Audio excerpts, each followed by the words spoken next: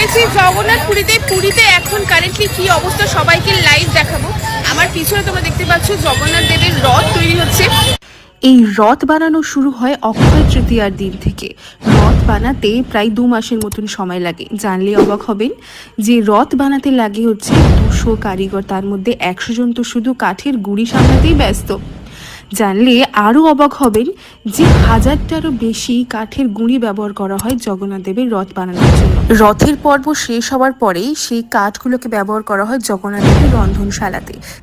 রথ যে কাপড় দিয়ে বানানো হয় সেটা প্রায় 1200 মিটারের কাপড় থাকে, আর সেটা বানাতে লাগে 15 থেকে 20 জন দর্জি। হাজার হাজার বছর ধরে সেই একই ডিজাইনে কিন্তু এই রথ বানানো হয়। রথের গায়ে আঁকা থাকে বিভিন্ন পশু পাখি আর বিভিন্ন ধরনের নকশা। প্রতি বছর প্রায় 10 লক্ষেরও বেশি লোকের ভিড় হয় রথযাত্রা দেখতে। তবে মহাপ্রভুর রথ কিন্তু তার ইচ্ছা ছাড়া একটু নড়ে না।